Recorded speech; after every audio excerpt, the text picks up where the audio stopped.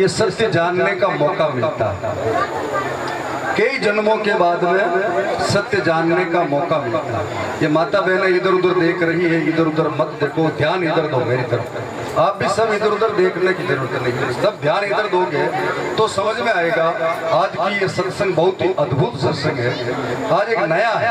महात्मा कह रहे थे अनादिकाल से जो चला आया ज्ञान तो वही है, लेकिन सीखने के एक तरीके आज इस युग के तरीके, इसको हमसे समझ में आ जाए कैसे भी करके। इसलिए ये सब जो दिख रहे हैं अपने कैलेंडर लटका रखे, ये सब वेद के पल्ले। इस वेद के पन्ने को आज एक एक पन्ने को जानना है, ये पन्ना है क्या। एक वेद का एक पन्ना है, इस एक पन्ने के अंदर 2 या 4 शब्द लिखे हुए। इन 4 शब्द को अगर अपन समझ जाएंगे तो पूरा वेद समझ में। इसीलिए कृपया ध्यान दें, इधर बिल्कुल कोई इधर उधर ना देखेगा, बीच में से खड़ा नहीं होगा। कोई पेशाब पानी करना हो तो वो पीछे जाकर के पेशाब पानी करके चुपचाप बैठे। और सभी को निवेदन के कोई मोबाइल नहीं चलाएगा, किसी के हाथ में मोबाइल नहीं रहेगा तो लाभ मिलेगा, नहीं तो ये मोबाइल क्या पूरा संसार, ये संसार अपन को सत्संग कभी समझने में नहीं आने देगा। इसलिए इस मोबाइल को उपयोग करें, अनुपयोग न करें। जिस जिस जगह जरूरत है उसी जगह चलाएं। आज इस मोबाइल को इस सत्संग के अंदर शूज ऑफ रखें। बहुत जन्मों के बाद में ये सत्संग अपन को मिलती है। कई जन्मों के बाद में सत्य जानने का अपन को मौका मिला। आज इस सत्संग जानने का मौका किस जगह मिलता है कि इसी मनुष्य स्टेशन के ऊपर अपन को इस सत्य को जानने का मौका मिलता है कि सत्य क्या है। इसलिए आज इस सत्संग के अंदर इस सत्य को जान करके ही घर जाना है। और परमात्मा को आज मिले या आप आज दिन पहले न मिले, लेकिन आज इस सत्संग के अंदर अभी परमात्मा के साथ घर जाना है। अगर अपन परमात्मा से नहीं मिलेंगे तो रात काली हो जाएगी सजनों। इसीलिए इस सत्संग के अंदर परमात्मा का साक्षात्कार इसी जगह और इसी सत्संग के अंदर और इसी समय कराया जाएगा। कृपया आप अगर बुद्धिमान सजन होंगे तो आज इस सत्संग को सुन करके आज ही जीवन का कल्याण करेंगे और कर लेंगे। अगर बुद्धि नहीं लगाएंगे, इधर उधर देखते रहेंगे तो हम इस सत्संग को कभी समझ नहीं पाएंगे। पर कितनी जिंदगी भर अपन रात काली करते रहेंगे, गाते रहेंगे, बजाते रहेंगे, सुनते रहेंगे, साउंड लगाते रहेंगे। ऐसे कार्यक्रमों से सत्संग समझ में आता तो सब जीवों का कल्याण हो जाता। आज दिन पहले कोई ऐसा नहीं है जिसने कार्यक्रम नहीं सुना हो, गाया बजाया भजन न सुना हो। लेकिन जिन जिन पुरुषों ने गाया बजाया भजन को गुरु महाराज के चरणों में जाकर के समझा है, वही इस भजन को है अपने हृदय में समझ सकता है। बाकी एक राग के रूप में समझ करके वो अपने घर चला जाएगा, उसको कुछ भी फायदा नहीं होगा। सजनों, सत्संग के अंदर आए हैं तो अपने जीवन का फायदा और जीवन का मर्म समझना कि बहुत जन्मों के बाद अपन को सत्य जानने का मौका मिला। तो महात्मा ने तो लिखा है कि चलो उठो जागो मुसाफिर, अब रेण कहाँ जो सोवत है, जागत है वो पावत है, जो सोवत है वही खोवत है। इसीलिए जानना है हमारे को, हम तो जागे हुए पुरुष हैं। इस सत्संग के अंदर आंख खोल करके बैठे हैं। आप और हम कहाँ बैठे, कैसे बैठे, सर्व स्थिति को हम जान रहे हैं। लेकिन शास्त्र ये नहीं कहता कि आप जागे हुए हो। शास्त्र कहता है उठ मुसाफिर जाग। क्यों कहा मुसाफिर, क्यों कहा? इसे कहते हैं मुसाफिर के धर्मशाला में कोई आदमी ठहरता है 1 या 2 दिन, उसको मुसाफिर कहते हैं। कोई मेहमान आ जाता है तो उसको 1 या 2 दिन रहता है, उसको मुसाफिर कहते हैं। हम भी इस जिंदगी के अंदर 1 या 2 दिन के लिए रहने आए हैं तो हमको भी मुसाफिर कहा है। हमने क्या किया कि इस सत्य को नहीं जाना तो समझ लो हम मुसाफिर ही हैं, और सत्य को जान गए तो हम मुसाफिर नहीं रहेंगे। सदा यथावत यही और व्यापक सत्ता से क्या है आत्मा परमात्मा क्या है, आना जाना मरना जन्मना, ये सुख दुख ये सर्व उपाधि खत्म हो जाएगी सजनों। इसीलिए इस जन्म के अंदर हम कहां से आए हैं कि जैसे कि एक नदी हिमालय से निकलती है और वो निकल करके हजारों किलोमीटर तक बहती है, और वो बह करके शांत कहाँ होती है कि सागर में जाकर शांत होती है। नदी बीच में कहीं नहीं रुकती है। देखो हरिद्वार के अंदर जाकर के देखिए, आप सब गए होंगे तो वहां पे 1000 की बत्ती लगाते हैं, 1000 दीपक लगाकर उस गंगा की आरती करते हैं। लेकिन वह गंगा उस आरती को देखने के लिए 1 सेकंड ही रुकती है क्या? बोलो 1 सेकंड रुकती रुकती है, आपकी आरती देखने के लिए वह गंगा नहीं रुकती है। वहाँ पे संगमरमर के बड़े अच्छे मंदिर बने हुए हैं, वहाँ पे बड़े तपस्वी तपधारी बैठे हैं, लेकिन उनको देखने के लिए वह गंगा एक सेकंड भी वहाँ नहीं रुकती है। उसका प्रीतम जब तक नहीं मिलेगा तब तक वह गंगा नहीं रुकेगी। उसका प्रीतम है सागर। क्या है उसका प्रीतम? सागर। और सागर में जाकर ही वो गंगा शांत होगी। इसीलिए ये मनुष्य जन्म जो कहां से आया है इसको जानना है कि मनुष्य जन्म ही कहा एक अमृतस्य पुत्रः, एक अमृत की संतान है। कौन है ये मनुष्य जन्म के अंदर भीतर जो आत्मा है वो कौन है? अमृत की संतान है, अमृतस्य पुत्रः।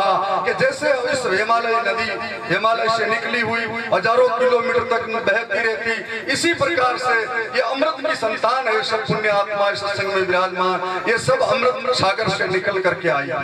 लेकिन कब तक ये रुकेगी कहाँ जा करके? कि ये जब तक इसका प्रीतम सागर आत्मा को, परमात्मा जीवात्मा को ब्रह्म नहीं मिलेंगे, इनको अनुभूति नहीं होगी, तब तक ये जीवात्मा रुकने वाली नहीं। ये पुनः पुनः जन्मना बहुनाम अनंते मृत्यु के कई बार जन्मता रहेगा और मरता रहेगा। लेकिन इसको जब तक पता नहीं है कि मैं इस दुनिया में क्या लेने आया हूँ और मेरा काम क्या है, करना क्या है, कर क्या रहा हूँ, तब तक ये जैसे नदी बहती रहती है वो इसी प्रकार से ये मनुष्य भी जन्मता मरता, जन्मता मरता, जन्मता मरता, इस चक्कर में ये बहता ही रहता है। उसको जब नदी को सागर मिला, शांत हो गई। इसी प्रकार से इस मनुष्य आत्मा को कोई भी एक ऐसा स्वतंत्र ब्रह्मनिष्ठ सतगुरु मिल जाएंगे तो वो भी उस जगह पे शांत हो जाएगा। बाकी ये भी बहता रहेगा जन्म और मृत्यु के चक्कर में। इसीलिए सजनों, अपन इस मनुष्य जन्म को सार्थक बनाना है कि ये मनुष्य जन्म के पहले जैसे कहते हैं कि 9 लाख जल के जी, ये अपन खुद 9 लाख बार अपन को जल के अंदर जन्म लेकर के मृत्यु को प्राप्त हुआ, तब जाकर के हम वहां से बाहर निकले।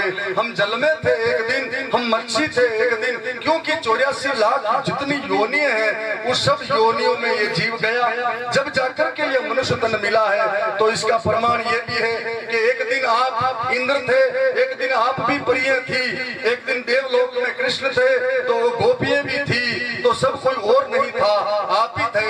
आप इस बात को भूल गए, लेकिन मेरे को इस बात को याद है।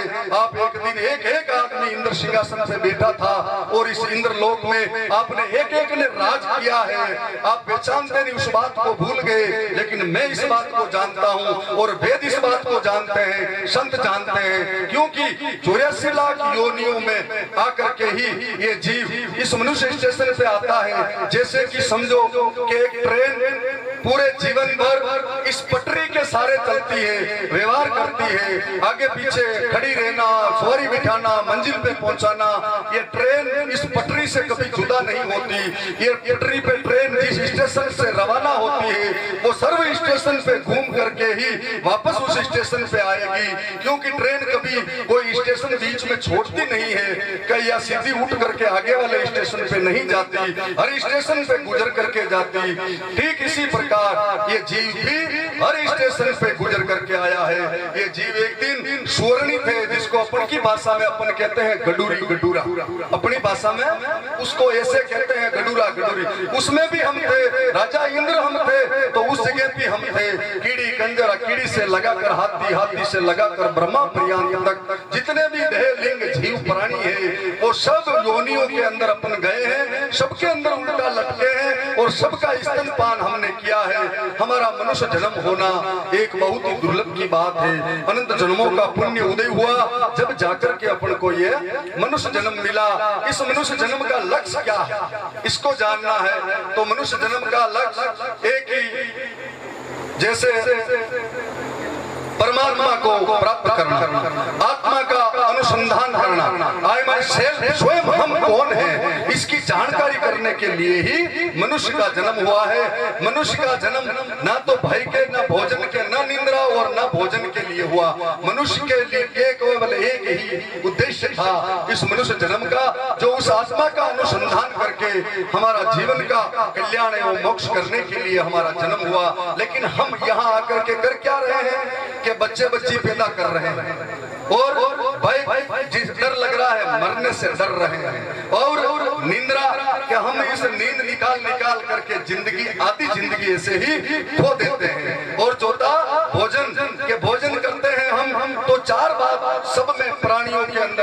ऐसी सम्मान रूप से दिखती है। इसलिए इस मनुष्य बना का कोई चेष्ट बना नहीं है जिसमें ये चार बातें दिखती हो। क्या है पहला नंबर कि भय। भय क्या है कि डर लगना। मनुष्य को भी डर लगता, पशु को भी डर लगता, तो बराबर हुआ, कोई बड़ी बात नहीं। दूसरा नंबर भोजन, कि मनुष्य भी भोजन करता है और ये पशु भी भोजन करते हैं, इसमें भी समानता हुई।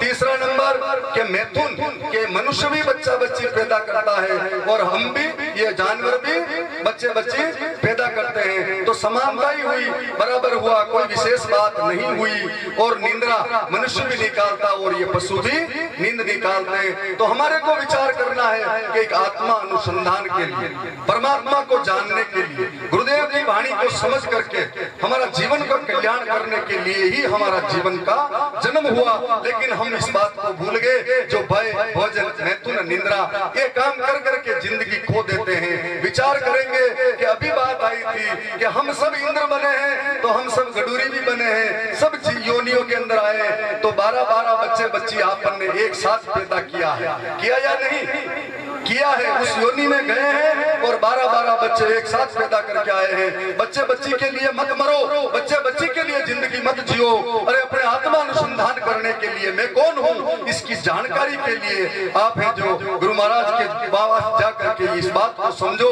आपका एक उद्देश्य मनुष्य जन्म का यही था और इसको पूरा करो। लेकिन हम कहाँ, हमारे तो एक बच्चा नहीं हुआ तो दूसरी औरत ले आते हैं, दूसरी के नहीं हुआ तीसरी ले आते हैं, क्योंकि हम तो सरकारी सांड है। लेकिन एक औरत, एक मनुष्य, दूसरी मनुष्य, तीसरा मनुष्य साथ चली जाए तो उसके तो हर कोई आंख नहीं उठाएगा, लेकिन मनुष्य तो सरकारी सांड है, उसको कोई कहने वाला नहीं। इसलिए बच्चे बच्ची पैदा न हुआ तो आज इस देवरे गए, कल इस देवरे गए, कल उस हॉस्पिटल में गए। हम हमारे परमात्मा भक्ति भाव सेवा सिमरन सब भूल जाते हैं। हम इसके वियोग से हम पूरी जिंदगी भर घूमते रहते हैं, लेकिन हम इसका ध्यान नहीं करते कि हमारा बच्चा बच्ची पैदा करने के लिए ही हमारा मनुष्य का जन्म नहीं है। मनुष्य का जन्म तो आत्मा का अनुसंधान करने के लिए हुआ, लेकिन हम कर क्या रहे हैं जो जान नहीं रहे। नहीं तो मनुष्य जन्म कहते हैं मनुष्य के अंदर के बच्चे बच्चे भी, ये शास्त्र कहते हैं ऐसा पैदा करना चाहिए कि जैसे कि 22 साल या 21 साल उम्र के बाद में बच्चे बच्ची पैदा करो। और वेद और शास्त्र कहते हैं कि इसके अंदर पैदा करते हैं तो आप बच्चे बच्ची पैदा करते ही ज्यादा विस्तार न बता करके 5 साल के बाद में दूसरा बच्चा बच्ची पैदा होना चाहिए, तब जाकर के। नहीं तो आप देख लो आज है जो हमारी इस योनि को देखो, मनुष्य योनि कितनी कमजोर हो गई है। क्यों हो गई? इसी का यही कारण है कि हम हमारा ज्ञान भूल गए और हम बच्चे बच्ची पैदा करने में लगे हैं, जो हमारा शरीर का भी नाश कर रहे और बल बुद्धि का भी नाश कर रहे, पूरी भारत की संस्कृति का नाश कर रहे। और हमारा इस मनुष्य ऐसी स्थिति रही तो यह मनुष्य जाति एक दिन लुप्त हो जाएगी। सज्जनों, हम हमारा ज्ञान को अगर हम याद नहीं रखेंगे, महापुरुषों की वाणी को अपन श्रवण नहीं करेंगे, तो सज्जनों इस मनुष्य बॉडी के अंदर अहंकार करने की कोई जरूरत नहीं। इस बॉडी को एक दिन बड़े सज्जन मिले 5 आदमी और कहा कि ये मनुष्य बॉडी 70 किलो या 80 किलो वजन होता है और इसके अंदर इतना सा सिर है, ज्यादा 5.5 फीट की मूर्ति है, लेकिन इसके अंदर देखो एक ऐसी अद्भुत कला जो पूरे विश्व का नापतोल कर लेता है। यहाँ बेटा बेटा सूरज के अंदर भी विचार करता, चंद्रमा का विचार कर लेता है। और इस मनुष्य की अद्भुत कला है। तो 5 आदमी ने मिल करके अपन के नाथद्वारा से आगे ओडन गांव है, वहाँ ओडन गांव में एक मेडिकल बोर्ड, उस मेडिकल बोर्ड में एक मरा हुआ मनुष्य को वहां दिया और कहा कि इस मनुष्य का क्या मोल है, इसमें ऐसी क्या विशेषता है जो आप निकल करके बताओगे तो हमारे को है जो पता लगेगा कि इस मनुष्य जन्म में जैसा क्या है जो ये मनुष्य कहाँ कहाँ चला जाता, किस किस की खोज कर लेता, पाताल आकाश अंतरिक्ष सब जगह ये मनुष्य चला जाता है। इस मनुष्य का क्या रहस्य है जानने के लिए मेडिकल बोर्ड को एक मरी हुई लाश दी मनुष्य की। तो 2 दिन के बाद में मनुष्य जन्म की एक बॉडी की रिपोर्ट आई। उस रिपोर्ट के अंदर लिखा हुआ था कि इस मनुष्य बॉडी को चीरा फाड़ा गलाया, रासायनिक क्रिया सब की और इसके अंदर पदार्थ निकाले। उसकी रिपोर्ट हमने पढ़ी तो उस रिपोर्ट के अंदर आया कि 2 किलो तो इस मनुष्य के अंदर नमक, 2 किलो तो नमक है और 2 किलो शक्कर है जिसको चीनी कहते हैं, और 2 साबुन की बट्टी निकले है जितनी सी चर्बी, और 2 लोखंड के कांटे, 2 खिले, इतनी सी आयरन है, और 2 माचिस की डब्बी भराए जितनी सही अंदर विष, जिसको पोटास अपन कहते हैं, इतना सा जहर भरा हुआ है। बाजार में अगर लेने जाएंगे तो 400 या 300 रुपये में ये सामान मिल जाएगा। अपन मनुष्य जन्म की मेडिकल बोर्ड की ये रिपोर्ट है। हम ऐसे ही इनकार करते हैं कि वे 50 बीघो जागीरी है, हम करोड़पति हैं, हम ऐसे हैं, हम ऐसे हैं। इनकार करते फिरते हमारा खुद का भान नहीं करते कि हम आत्मा का अनुसंधान, आत्मा की खोज करने के लिए इस पृथ्वी पर आए हैं। भगवान ने हमारी सुन करके हमारे को मनुष्य बनाया। वो भगवान चाहते तो और कुछ भी बना लेता, लेकिन मनुष्य बनाया। इसका मतलब भाई भोजन मैथुन निद्रा में हमारा जीवन नहीं। हमारा जीवन तो इस मनुष्य के अंदर एक विशेष है, जो वो है इस मनुष्य में ज्ञान। मनुष्य के अंदर एक विशेष है, वो क्या है कि एक ज्ञान विशेष है। बाकी इस पशुओं में और मनुष्य में दोनों में बराबर है। तो इस ज्ञान से मनुष्य को पहचान करनी है। इस भय भोजन मैथुन निद्रा, इससे मनुष्य की पहचान न करे। मनुष्य की पहचान करेंगे तो किससे करेंगे? ज्ञान से करेंगे। मनुष्य की पहचान किससे करेंगे? ज्ञान से करेंगे। अरे और भी जानना है आपको इस मनुष्य बॉडी की। ऐसे राठौड़ी, ऐसे अनुभवी महात्मा बैठे थे जिसको पढ़े लिखे नहीं थे, लेकिन उन्होंने ही कहा कि हम भी मनुष्य जन्म को जानना चाहते हैं। तो 5-15 आदमी विद्वान बैठ करके कहा कि देखो इस मनुष्य जन्म की बॉडी के अंदर 9 द्वार है, आंख, नाक, मुख, कान, गुदा और लिंग। इस 9 द्वारों के अंदर जा करके देखेंगे तो इस बॉडी के अंदर क्या है वो इस द्वारों से बाहर निकलता है। इसलिए पता लगेगा कि इस मनुष्य जन्म के अंदर है क्या। तो इस बॉडी के अंदर ये 5, 10, 15 महात्मा बैठ करके विचार विमर्श किया कि इस बॉडी का देखो इसके अंदर है क्या है। तो वो बॉडी के अंदर देखने लगे कि जो बॉडी के अंदर होगा वही 9 द्वार के अंदर से बाहर आता। इस मनुष्य जन्म को बहुत बड़ा महान बताते हैं, लेकिन विचार करो कि नाक से क्या निकलता है मनुष्य के? डालडा निकलता। डालडा, वो डालडा कोई खाता है क्या? कोई खाता है? कोई नहीं खाता। क्यों? कि वो जहर है, उसको कोई नहीं खाता है। और इस आंख से क्या निकलता है कि आंख से कीट निकलता है, वो कोई खाता है क्या? कि नहीं खाता। कहां से आया? कि अंदर से आया। तो ये क्या है कि ये जहर है, इसको भी हम नहीं खाते, नहीं ग्रहण करते। ये त्यागने जैसी वस्तु है, ये हमारे ग्रहण करने जैसी, उपयोग में आने जैसी कोई वस्तु नहीं। ठीक है। तीसरा नंबर कान के अंदर देखो, इस कान के अंदर मली निकलती है, कचरा निकलता है। कोई कचरा खाता है? नहीं खाता, कोई उपयोग में नहीं आता, वह भी एक जहर है। और चौथा नंबर ये मुख से उल्टी होती है। उल्टी को कोई ग्रहण करता है? इकट्ठा करके हमारे बच्चे बच्ची खाएंगे ऐसा कोई कहता है? कुछ नहीं कहता। क्यों? कि वो एक विष है, जहर है। कहां से आया? कि मनुष्य के अंदर से आया। और चलो अब नीचे वाले गोडाउन में कि नीचे से निकलता है मल। क्या निकलता है? अपन का खाया हुआ भोजन जो है वो मल होकर के निकलता है। उस मल को कोई ग्रहण करता है? नहीं करता। क्यों? कि वो भी विष है। कहां से आया? कि वही इस बॉडी के मनुष्य के अंदर से आया। इसलिए इसको भी हम ग्रहण नहीं करेंगे। इसके आगे चलो कि मूत्र निकलता है, कोई इकट्ठा करके पीता है, दवाई में काम आता है, कुछ काम आता है कि नहीं आता? ये तो जहर है। ये कहां से आया? कि ये भी मनुष्य की बॉडी के अंदर से आया। तो 9 द्वार है सजनों, इस 9 द्वारों में से क्या निकला? जहर निकला का अमृत? जहर निकला। इस मनुष्य जन्म इस बॉडी के अंदर क्या है? कि जहर है। इसीलिए महात्मा ने सोच समझ करके लिखा कि ये तन विष की बेल है, सतगुरु अमृत खान।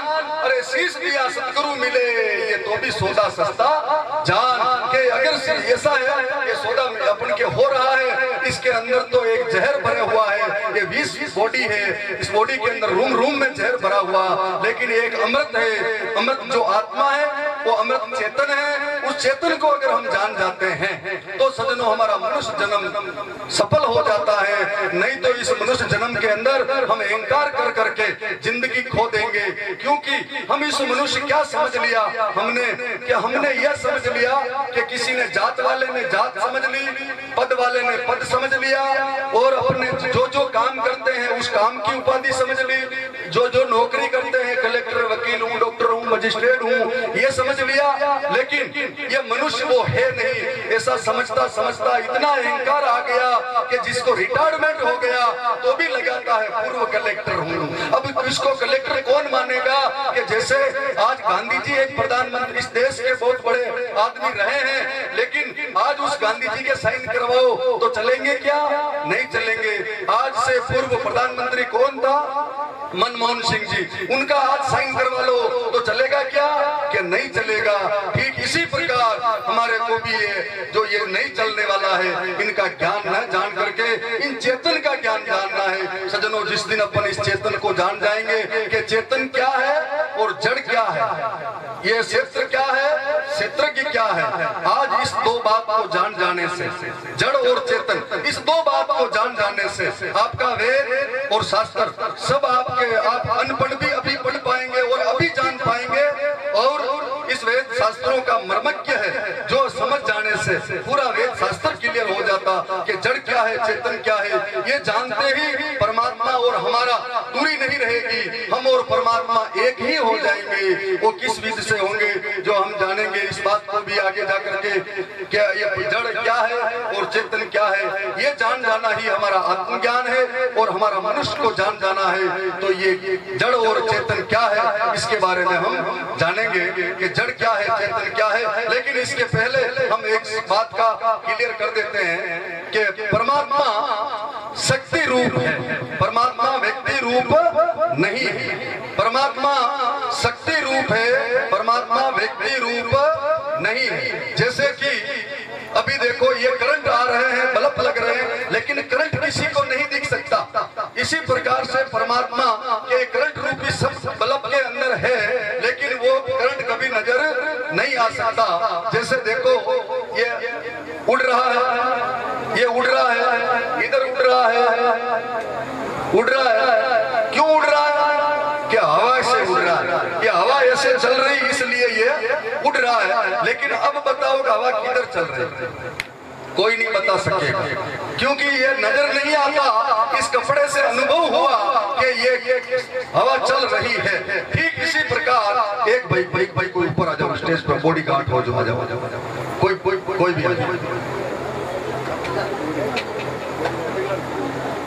आ जाओ यहाँ।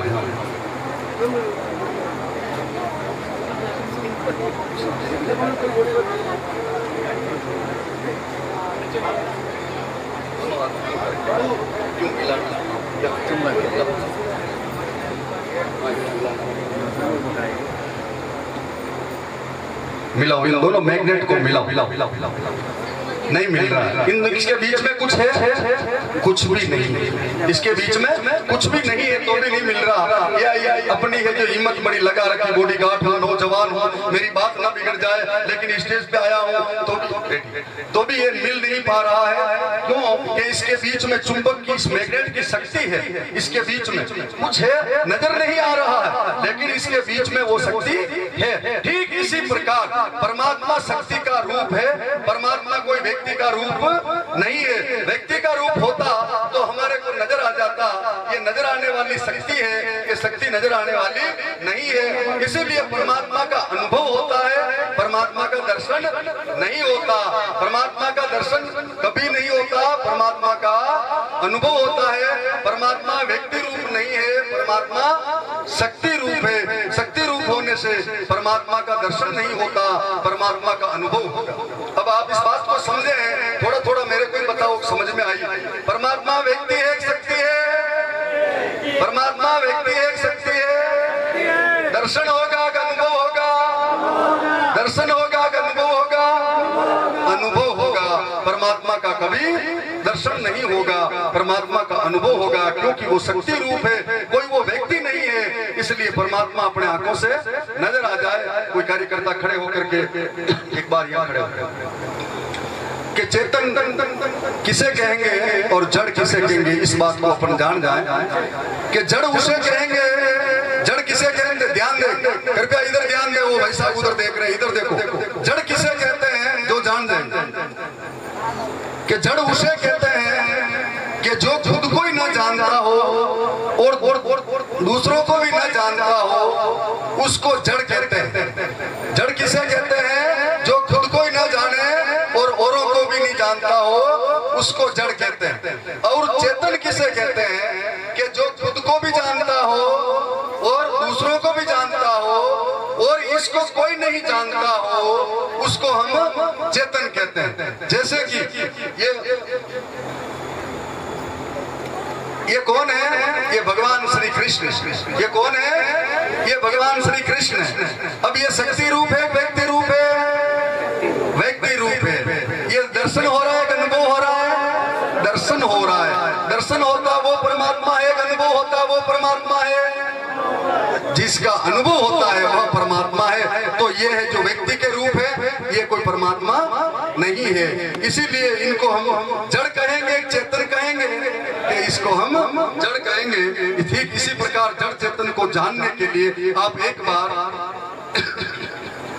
के जो खुद को न जाने, तो ये खुद को जानते हैं, तो इसको क्या कहेंगे? जड़ कहेंगे, चेतन। ये भगवान है। आप कल हमारे जाने के बाद में कोई ऐसे नहीं कहेगा कि अब कृष्ण की मूर्ति लाए और हाथ रख करके कह रहे जड़ है, चेतन है। ऐसा नहीं। आज जो इस बात को जो समझ जाएंगे, इस बात को भी अपने पी जाएंगे, तो समझ लो इसी जगह इस शक्ति रूप का अपन को अनुभव हो जाएगा। सजनों, तो ये जड़ है या चेतन? कि ये जड़ है, ये व्यक्ति का रूप है, इनका दर्शन हो रहा है, इसलिए इसको हम जड़ कहते हैं। और चेतन किसे कहते हैं?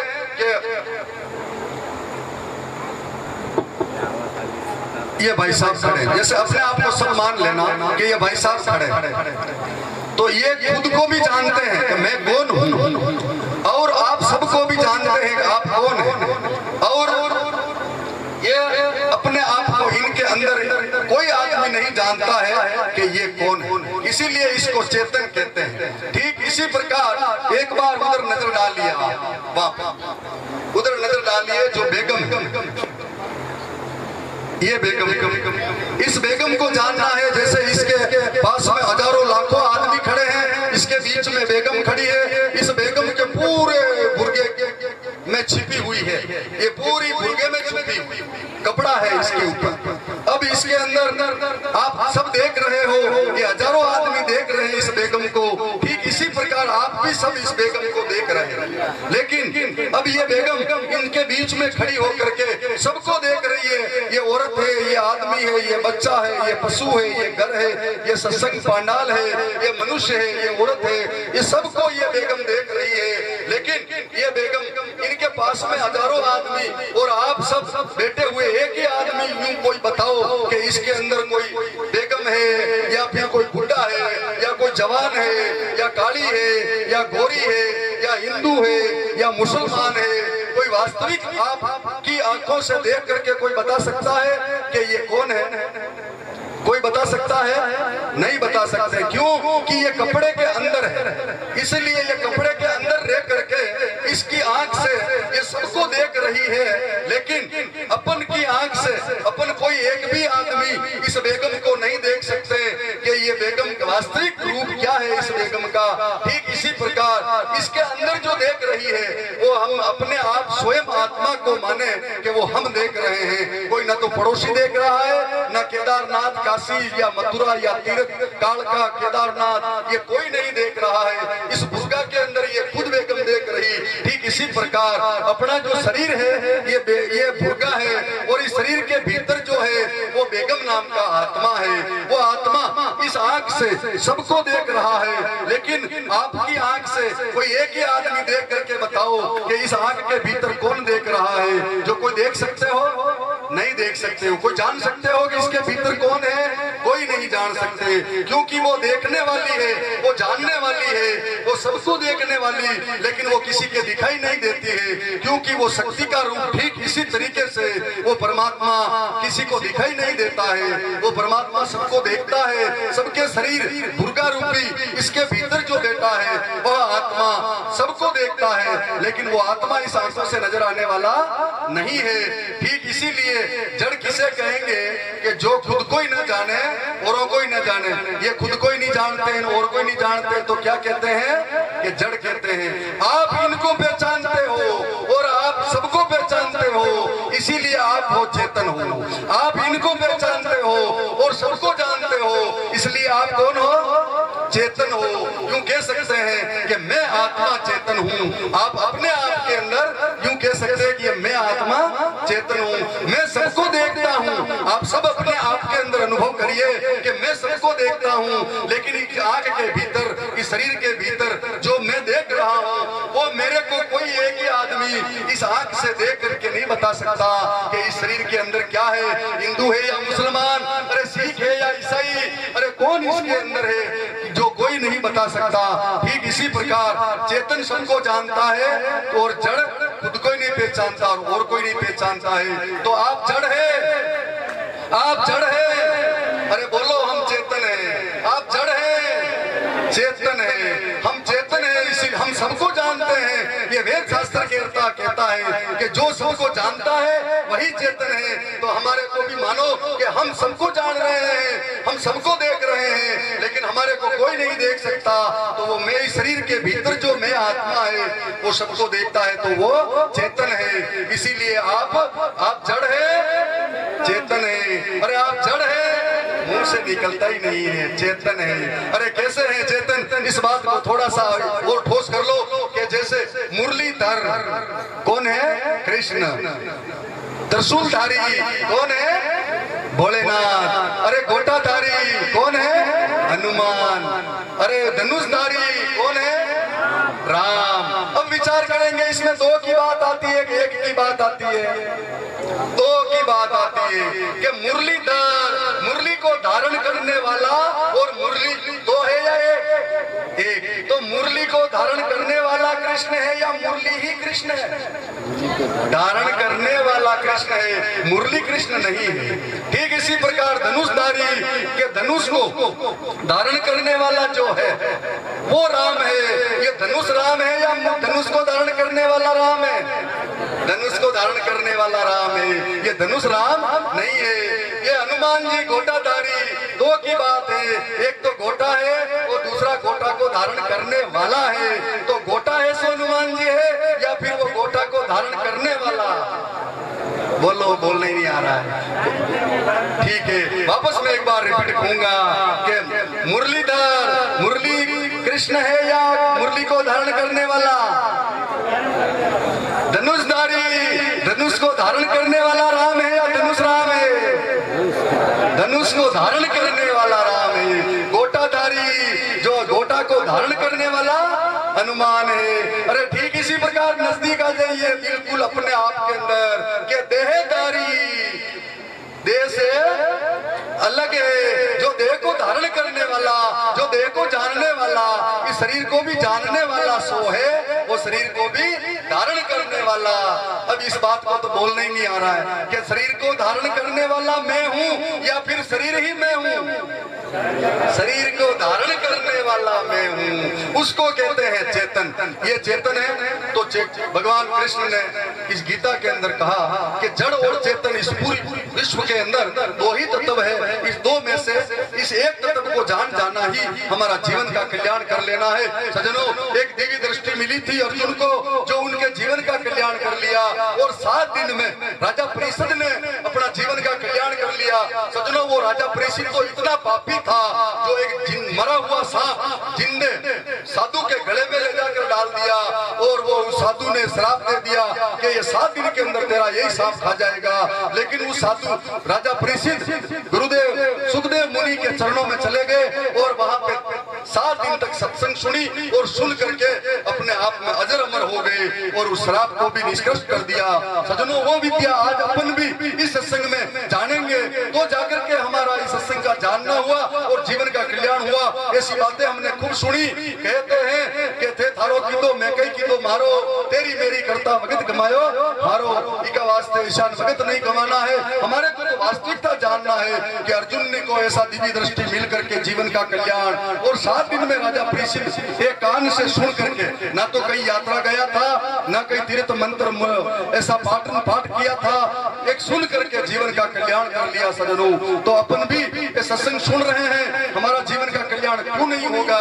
राजा परीक्षित ने तो 7 एक जिंदे पुरुष के